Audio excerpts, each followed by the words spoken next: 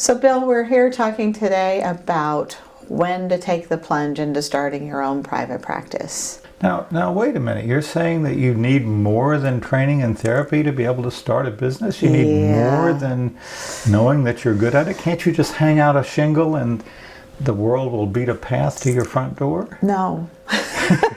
I was being facetious. Yeah. It takes more than a Google ad as well. So taking that plunge, the plunge is a good turn of phrase because it feels for many people very much like standing on the high dive the very first time and saying, this is terrifying. How can I do this? Right. And I think it's about, first of all, knowing exactly what you expect out of private practice. Mm-hmm. Do you expect more money? Do you expect more time? Do you expect more flexibility? Do you expect more autonomy?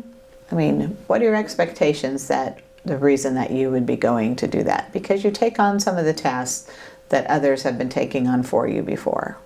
And as I hear you go through that list, I think, yeah, pretty much all of those things I did find in private practice. Mm-hmm. Though, of course, the terror of the buck stops here can't be discounted. You know, one thing that I would say should not rule out taking the plunge is the impostor syndrome. Ah, the good old impostor syndrome, yes. Feeling like, what the heck am I doing here? How am I supposed to help these people? Feeling like you're a little kid putting on daddy's shoes and coats and walking around and just playing like you're an adult. That is about universal, though. It is. It is. It's something that you can talk to your colleagues about, but you probably shouldn't talk to your clients about.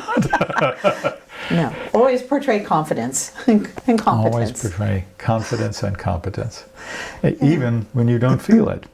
And for me, that imposter syndrome was certainly there. And it, for me, faded in about a year, 2 years. I began to feel like, yes, I'm giving these people a useful service. How about you? Yeah, I think it was the same. I just remember being terrified whenever I had a brand new client. Mm-hmm. And after I was in the room with them, it was like, okay, I got this. I'm okay. But the other thing that is parallel to that is you're suddenly thrust into positions that you may not have had what you think of as adequate training. Correct. I remember the first time I worked in a staff model HMO, they said, oh, your next patient is a couple.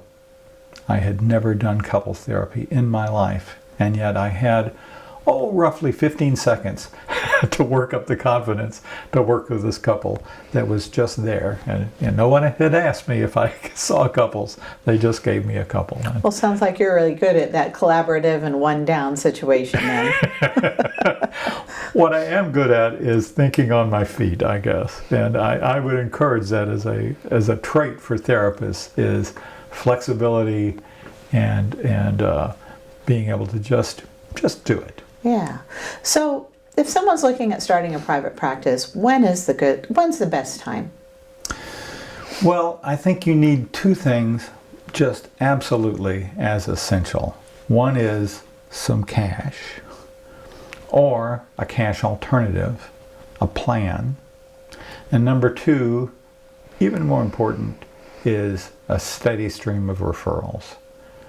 And we'll talk about the referrals in another video because that deserves its own time. But Howard, how did you manage to make that transition? How did you get the cash to get started? Yeah, well, I had three situations. One was joining, having my own practice, but within a group of other therapists, and so they kind of helped with the referrals, and so they could direct clients to me almost immediately. The second was I was in a situation where it was just time to leave and start my own business. And in that case, I took the entire group of clients with me, which was the easiest way to do it as far as income goes. You didn't lose income during that time. The third time required us moving to a different part of the country and starting from scratch, knowing no one in that community. That was tougher.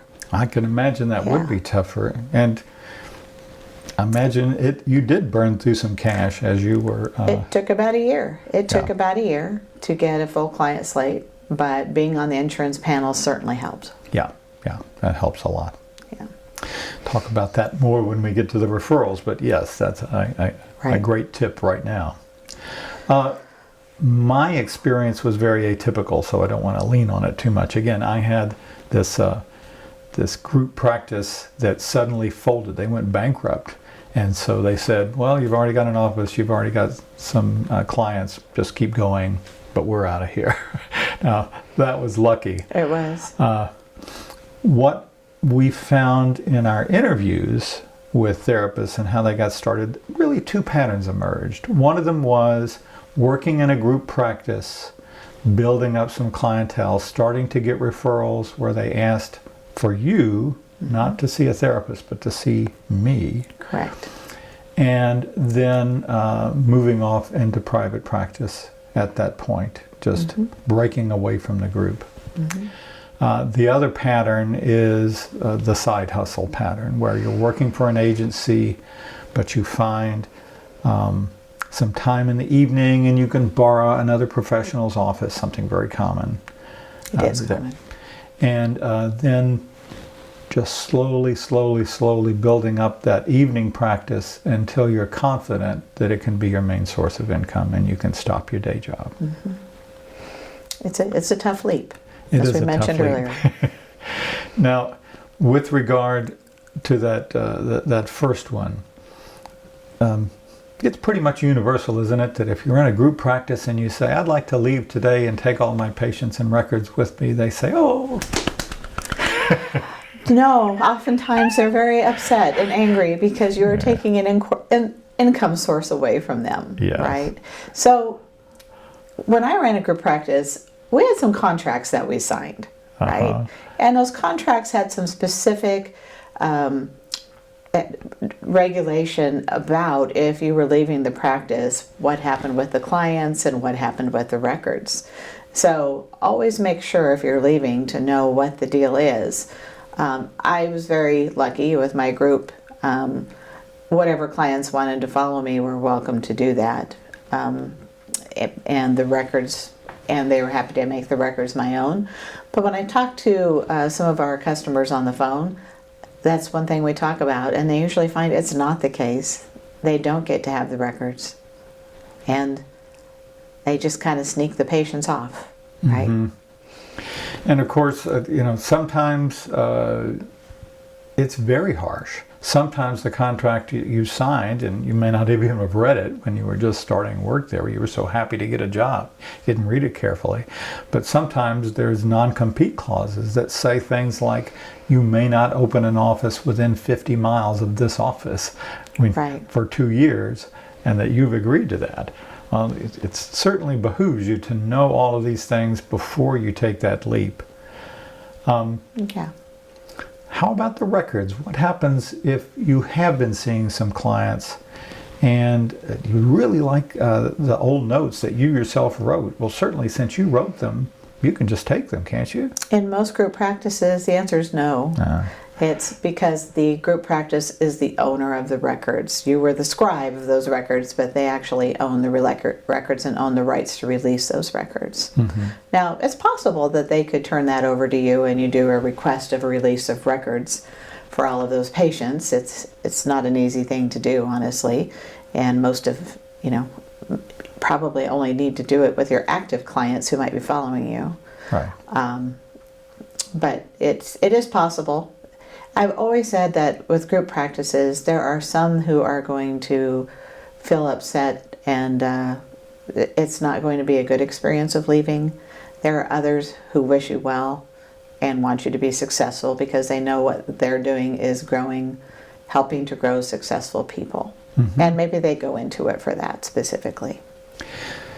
The bad news is you can't really ask, gee, if I leave the practice, what are you going to do? Because then you've kind of blown it. Then the referrals are going to dry up. And so how do you go about finding out what's going to happen? How am I going to be greeted warmly as I try to leave this practice?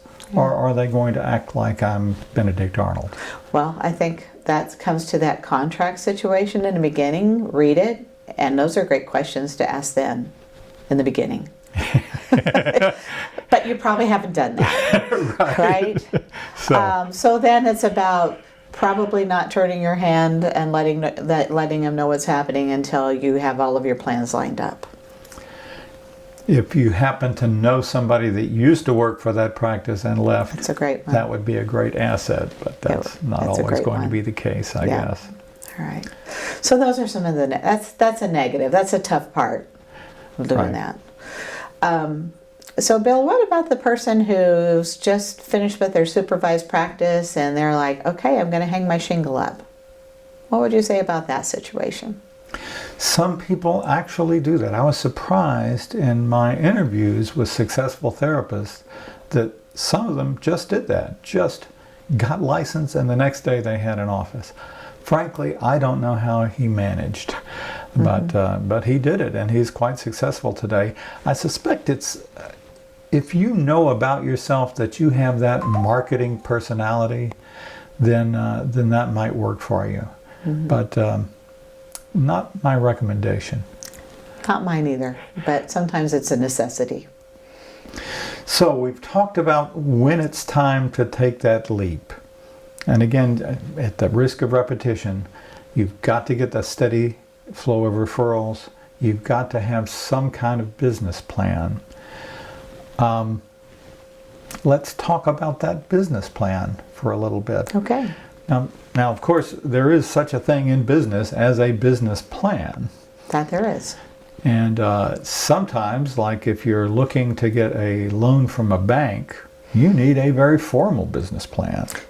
And I would say that it may be very difficult to get a loan from a bank unless you have a steady stream of referrals coming in. Right. Unfortunately, the rule of thumb about banks is they'll only give you money if you don't need it. Yeah.